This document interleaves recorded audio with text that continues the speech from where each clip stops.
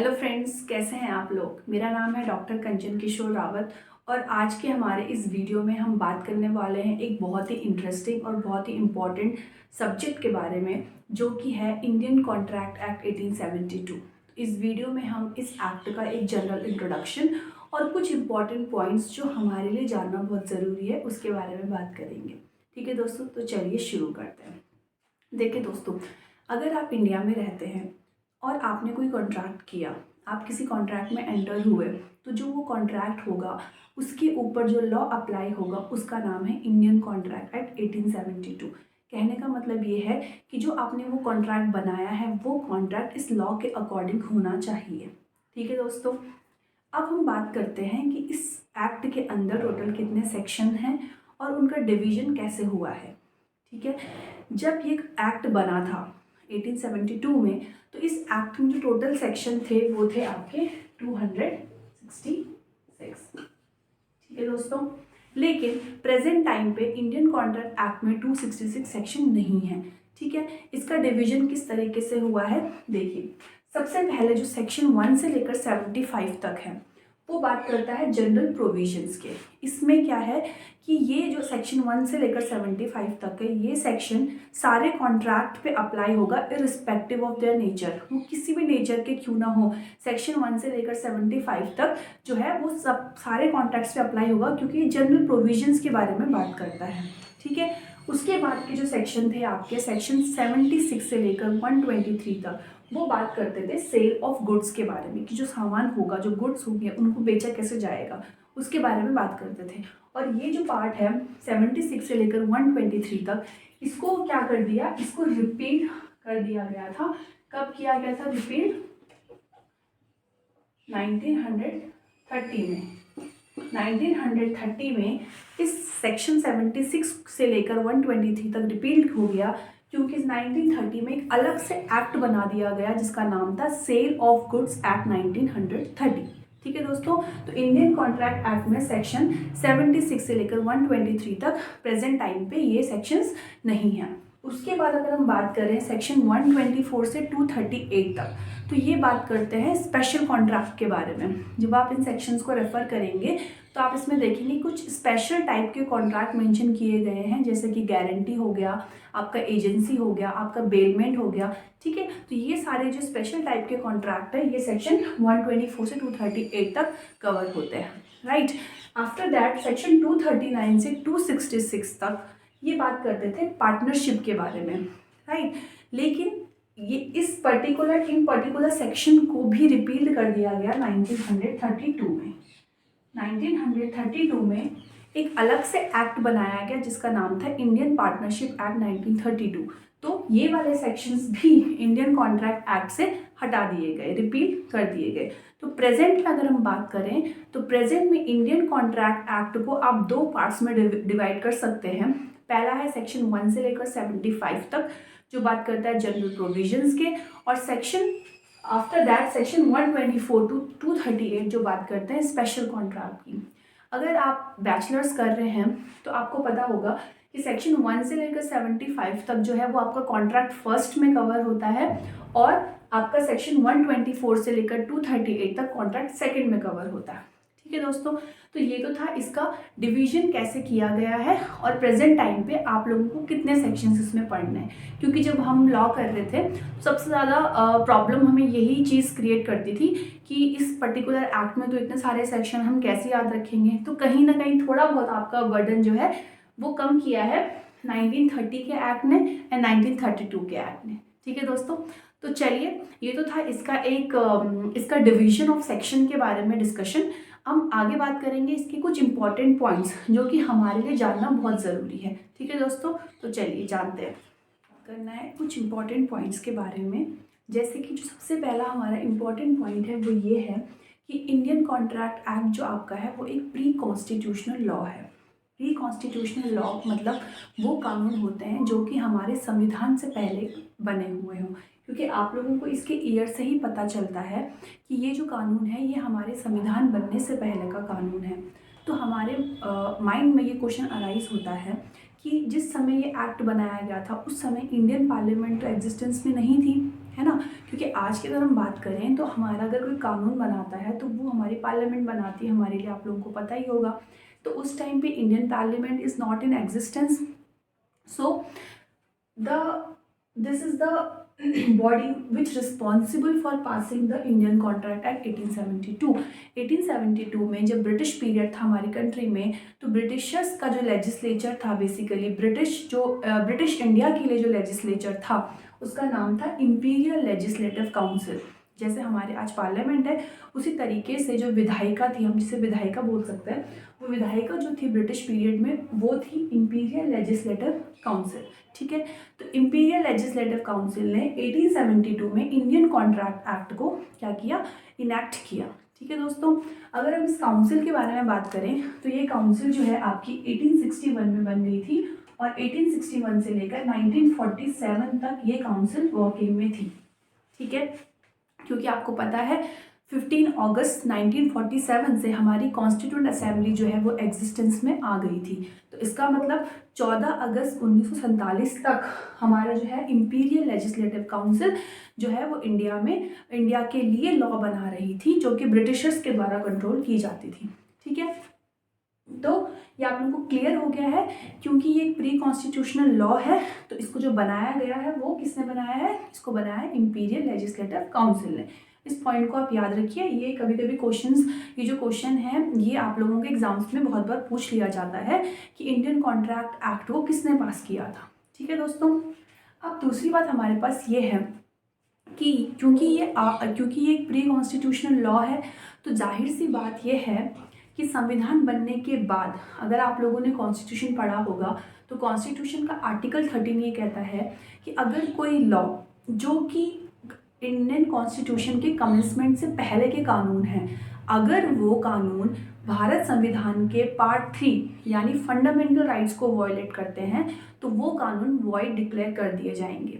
ठीक है, कहने का मतलब ऐसा कोई कानून था जो कि कॉन्स्टिट्यूशन आने से पहले का था और वो उसके कोई प्रोविज़न आपके फंडामेंटल राइट्स को छीनता है, आपके मूल अधिकारों का हनन करता है, तो उस सिचुएशन में वो एक्ट या उस एक्ट का वो प्रोविज़न क्या होगा, वॉइड डिक्लेयर कर दिया जाएगा because of article 13 of Indian constitution. ठीक है, तो संविधान बनने के बाद इंडियन कॉन्ट्रैक्ट एक्ट को भी तो कोई हमारा कॉन्स्टिट्यूशन लीगल स्टेटस प्रोवाइड करता होगा। कहने का मतलब कि क्या कॉन्स्टिट्यूशन ने ICA को एक्सेप्ट किया है एज इट इज़, तो यस, इसके लिए जो हमारे पास एक लीगल प्रूफ है वो हमारे पास है आर्टिकल 372। आप लोग इसको पढ़ सकते हैं, अपनी कॉन्स्टिट्यूशन का जो आर्टिकल 372 है वो एक लीगल स्टेटस प्रोवाइड करता है इंडियन कॉन्ट्रैक्ट एक्ट को। ठीक है, तो आर्टिकल 372 बहुत एक इम्पॉर्टेंट आर्टिकल है, आप उसको अपने कॉन्स्टिट्यूशन में जाके पढ़ सकते हैं। अभी आपको सिर्फ इतना ध्यान रखना है इस पर्टिकुलर वीडियो के लिए, इस पर्टिकुलर टॉपिक के लिए बेसिकली, कि आर्टिकल 372 जो है वो एक लीगल स्टेटस देता है ICA को, क्योंकि ये एक प्री कॉन्स्टिट्यूशनल लॉ है। ठीक है, आप लोगों को समझ में आ गया, तो ये वाला पॉइंट आपको क्लियर हो गया कि ये एक प्री कॉन्स्टिट्यूशनल लॉ है जिसको किसने बनाया था और इसको एक लीगल स्टेटस हमारा कौन सा आर्टिकल प्रोवाइड करता है। ठीक है दोस्तों, नेक्स्ट हमारा इंपॉर्टेंट पॉइंट है कि ये एक सब्सटेंटिव लॉ है। अब आप लोगों ने बहुत बार सुना होगा कि ये सब्सटेंटिव लॉ है, ये प्रोसीजरल लॉ है, तो इन दोनों में क्या डिफरेंस होता है, सब्सटेंटिव लॉ कौन से होते हैं, प्रोसीजरल लॉ कौन से होते हैं। देखिए दोस्तों, ऐसे लॉ जो कि किसी पर्सन के राइट्स एंड ऑब्लिगेशन को डिटरमाइन करते हैं, मतलब आपके अधिकार क्या होंगे, आपके ऑब्लिगेशन क्या होंगे, उनको डिफाइन करते हैं, ये डिटरमाइन करते हैं, तो उस लॉ को हम कहेंगे सब्सटेंटिव लॉ। ठीक है, और उन अधिकारों का इन्फोर्समेंट कैसे कराया जाएगा, उसके लिए क्या प्रोसीजर फॉलो करना है, ये सारी बातें जिस लॉ के अंदर होंगी उसको हम कहेंगे प्रोसीजरल लॉ। ठीक है, अगर आपको अभी भी क्लियर नहीं हुआ है तो मैं आपको एग्जांपल दूंगी, उससे आपको ये इन दोनों का डिफरेंस क्लियर हो जाएगा। ठीक है, जैसे कि आपके पास दो कानून हैं, अगर आप लोगों ने सुना होगा तो एक आपका है इंडियन पिनल कोड और दूसरा है आपका क्रिमिनल प्रोसीजर कोड। ठीक है, इंडियन पिनल कोड में क्या दिया हुआ है, देखिए, अगर कभी भी कोई क्राइम होता है तो इंडियन पेनल कोड में बताया गया है कि ये क्राइम जो है वो कौन से सेक्शन के अंदर फॉल होगा, अगर वो क्राइम किसी ने किया है तो उसकी पनिशमेंट कितनी होगी। जैसे कि फॉर एग्जांपल थेफ्ट हुआ है, चोरी हुई है, तो चोरी जो है वो आईपीसी के कौन सी धारा में है, और अगर किसी पर्सन ने चोरी की है तो उसको कितनी सज़ा होगी, ये सारी बातें किस में दे रखी है, इंडियन पेनल कोड में दे रखी है। तो इसमें बेसिकली क्या बता रखा है, इसमें बता रखा है राइट्स एंड ऑब्लिगेशन। राइट्स किसके, जिनके यहाँ चोरी हुई है वो, उसके क्या अधिकार हैं, और जिसने चोरी की है उसकी क्या पनिशमेंट है, उसका ऑब्लिगेशन, वो सारी बातें आईपीसी में डिटरमाइन है। अब समझो कि किसी के घर में चोरी हो गई तो वो कौन सी कोर्ट में जाएगा, वो वहाँ पे जाके वो पुलिस में एफआईआर कैसे लिखवाएगा, ठीक है, कौन सा जो मैजिस्ट्रेट है उसको ट्राई करेगा, कौन सा मैजिस्ट्रेट उसमें पनिशमेंट देगा, ये सारा प्रोसीजर की बातें हैं। तो ये प्रोसीजर सारा कहाँ पे दे रखा है, सीआरपीसी में, क्रिमिनल प्रोसीजर कोड में। तो सीआरपीसी क्या हुआ, ये आपका प्रोसीजरल लॉ हुआ, और इंडियन पेनल कोड ये आपका सब्सटेंटिव लॉ हुआ। तो उसी तरीके से आपका जो इंडियन कॉन्ट्रैक्ट एक्ट है वो एक सब्सटेंटिव लॉ है, क्योंकि वो आपके राइट्स एंड ऑब्लिगेशन को डिफाइन करता है, डिटरमाइन करता है। ठीक है दोस्तों, तो ये आपको क्लियर हो गया होगा। उसके बाद जो नेक्स्ट इंपॉर्टेंट पॉइंट है that is based on English common law. जो आपका इंडियन कॉन्ट्रैक्ट लॉ है या आपका जो इंडियन कॉन्ट्रैक्ट एक्ट है वो इंग्लिश कॉमन लॉ पे बेस्ड है। आपको पता है, क्योंकि जैसे कि हमने अभी देखा कि 1872 में हमारे पास जो है वो ब्रिटिश टाइम पीरियड है, तो उस टाइम पे आपको जाहिर सी बात है कि जो लॉ उन्होंने बनाए होंगे वो कहीं ना कहीं उनके अपने लॉ से इंस्पायर होंगे। ठीक है, तो इंग्लिश कॉमन लॉ क्या है, इंग्लिश कॉमन लॉ जो है इसके डिटेल में हम नहीं जाएंगे इस वीडियो में कि इंग्लिश कॉमन लॉ के बारे में भी डिटेल डिस्कशन कर सकते हैं, लेकिन आप यहाँ पे सिर्फ इतना जान लीजिए कि जब इंग्लैंड में किंग्स कोर्ट चलती थी, मतलब राजा का जो कोर्ट था वो चलता था, तो वहाँ पे क्या होता था कि जो जजेस बैठते थे, जब उन्होंने कोई जजमेंट दिया तो वो जजमेंट जितने बाकी सारे कोर्ट्स होंगे उसमें यूनिफॉर्मली वो सारा क्या करेंगे, वो फॉलो करते थे। कहने का मतलब अगर एक कोर्ट में कोई मामला आया और जज ने उसमें कोई फैसला दिया तो वो फैसला अगर सेम मैटर किसी दूसरे कोर्ट में आता था तो जो प्रायर फैसला जज ने दिया है वो उस पर्टिकुलर केस में हम उसको अप्लाई करते थे। ठीक है, तो ये कॉमन था हर कोर्ट्स में, इसीलिए इसको नाम दिया गया कॉमन लॉ। ठीक है, तो बेसिकली कॉमन लॉ क्या है, कॉमन लॉ जजमेंट लॉ भी आप कह सकते हो। कॉमन लॉ जैसे आप लोगों ने सुना होगा, common law country, civil law country, तो इसमें क्या डिफरेंस है, कॉमन लॉ कंट्रीज जो होती है वो ज़्यादा वेटेज देती है जज मेड लॉ के ऊपर या जुडिशियल डिसीजन के ऊपर। जो जुडिशियल डिसीजन होते हैं उनके ऊपर ज़्यादा फोकस कॉमन लॉ कंट्रीज का होता है। तो इंडियन कॉन्ट्रैक्ट एक्ट भी एक बेस्ड है इंग्लिश कॉमन लॉ पे, मतलब तो जजेस ने जो किंग्स कोर्ट में जजेस ने जजमेंट दिया था, ठीक है, केस के थ्रू, उसके ऊपर वहाँ से ही हमारा जो इंडियन कॉन्ट्रैक्ट एक्ट है उसका बेसिस है वो इवॉल्व हुआ है। तो ये आपको पता होना चाहिए कि ये किस पे बेस्ड है। ठीक है, उसके बाद नेक्स्ट इंपॉर्टेंट पॉइंट है नॉट एन एग्जॉस्टिव कोड। अब इसका क्या मतलब हुआ, देखिए एग्जॉस्टिव कोड मतलब ये है कि इसके जितने भी हमारे जो भी कॉन्ट्रैक्ट से रिगार्डिंग जो भी ट्रांजेक्शन्स हैं वो सब पे इंडियन कॉन्ट्रैक्ट एक्ट अप्लाई नहीं होता। ठीक है, जैसे कि आप यहीं से देख सकते हैं, जब हमने पहले बात की थी कि सेल्स ऑफ गुड्स हुआ है, ठीक है, या पार्टनरशिप हुई है, तो पार्टनरशिप में भी तो एक तरीके का कॉन्ट्रैक्ट हुआ है, राइट। अगर आपने सामान बेचा है, लिया है, तो वो भी तो एक तरह का कॉन्ट्रैक्ट है, लेकिन उस पर कॉन्ट्रैक्ट एक्ट अप्लाई नहीं होता क्योंकि वो एक अलग से कानून बना दिया गया है, आप लोगों को पता है। ठीक है, तो कॉन्ट्रैक्ट एक्ट जो है वो सारे ट्रांजेक्शन पे अप्लाई नहीं होगा, तो ये एक एग्जॉस्टिव कोड नहीं है। ठीक है, और इसका जो हमारे पास प्रूफ है वो क्या है, देखिए हम ऐसे हवा में बातें तो नहीं कर सकते ना, हमारे पास कुछ प्रूफ तो होना चाहिए कि इंडियन कॉन्ट्रैक्ट एक्ट जो है वो एग्जॉस्टिव कोड क्यों नहीं है, इसमें सब कुछ क्यों नहीं है। तो जब आप इसका प्रियम्बल पढ़ेंगे, ठीक है, जब भी आप कोई एक्ट पढ़ते हैं तो आप अपना बेरेट साथ में रखिए और हर एक्ट में आपको प्रियम्बल मिलेगा। उसी तरीके से इंडियन कॉन्ट्रैक्ट एक्ट में भी प्रियम्बल है। तो इंडियन कॉन्ट्रैक्ट एक्ट का जो प्रियम्बल है वो ये कहता है कि whereas it is expedient to define and amend certain parts of law relating to contract. इसका मतलब क्या हुआ, जो यहाँ पे जो लाइन है ना दोस्तों, certain parts of law relating to contract, इसका मतलब क्या हुआ कि कुछ पार्ट्स पे जो कि कॉन्ट्रैक्ट से डील करते हैं उसको ही ये एक्ट डिफाइन करता है और अमेंड करता है। इसका मतलब क्या है कि जितने भी कॉन्ट्रैक्ट के ट्रांजेक्शन्स हैं ये सब पे एप्लीकेबल नहीं होता, ये सबको डिफाइन नहीं करता, सबको अमेंड नहीं करता। That's why it is not an exhaustive code. तो प्रियम्बल से आपको क्लियर हो जाएगा। अभी हम आगे की वीडियोज़ में प्रियम्बल को और सेक्शन 1, 2 और बाकी जितने भी सेक्शन हैं सबको डिटेल में डिस्कस करेंगे। अभी आप सिर्फ यहाँ पे इस पर्टिकुलर वीडियो के लिए ध्यान में रखिए कि ये एग्जॉस्टिव कोड नहीं है, क्योंकि इसका प्रियम्बल की जो लैंग्वेज है उससे बिल्कुल क्लियरली हमें पता चलता है। ठीक है, आफ्टर दैट लास्ट जो पॉइंट है वो है इट क्रिएट्स राइट इन पर्सोनम। ठीक है दोस्तों, आप लोगों ने बहुत लोगों ने इसके बारे में सुना भी होगा, राइट इन पर्सोनम और एक होता है राइट इन रेम।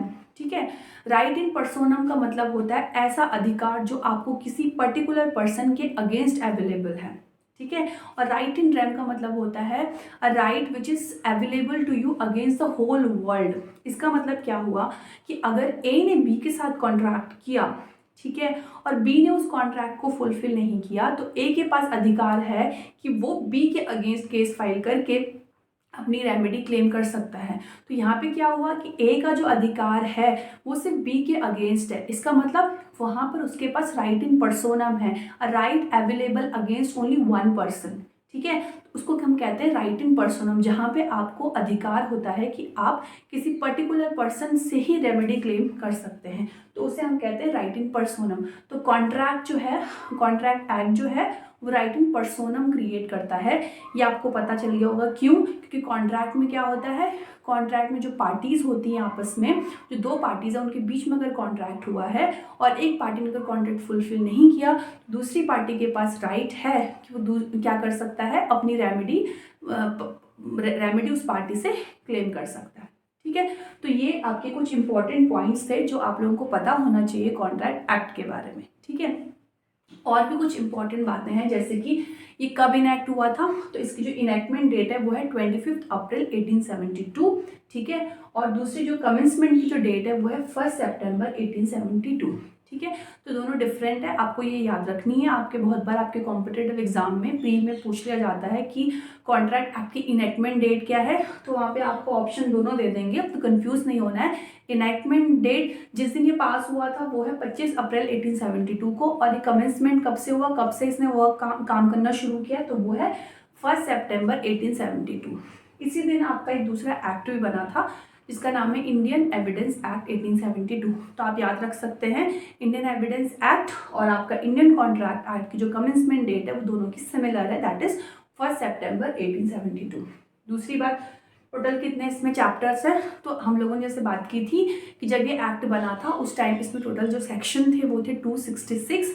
तो इसका मतलब उस टाइम पे हमारे पास जो चैप्टर थे वो थे 11 चैप्टर्स, लेकिन प्रेजेंट में इसमें 9 चैप्टर्स रह गए हैं, क्योंकि 2 चैप्टर्स आपके रिपीट हो गए हैं। कौन कौन से, एक तो आपका चैप्टर 7 और दूसरा आपका चैप्टर 11, तो ये भी आपको ध्यान में रखना है। तो चैप्टर 7, चैप्टर 11, चैप्टर 7 जो सेल ऑफ गुड्स के बारे में बात करता था और चैप्टर 11 जो पार्टनरशिप के बारे में बात करता था, वो हमने क्या कर दिए हैं, वो 1930 और 1932 में रिपीट हो गए हैं। तो आज के टाइम पे हमारे पास 9 टोटल चैप्टर जो है 9 है, और सेक्शन कहाँ से दोस्तों, 1 से लेकर 75 तक और 124 से लेकर 238 तक।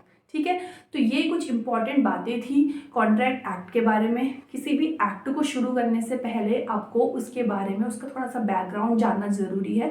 तो इस वीडियो के माध्यम से मैंने ये कोशिश की है कि आपको थोड़े बहुत जो इससे रिलेटेड जो इम्पोर्टेंट पॉइंट्स थे वो मैं आपको बता दूं। तो अब नेक्स्ट वीडियो में हम सेक्शन 1 से शुरू करेंगे। तब तक के लिए अपना ध्यान रखिए, बाय।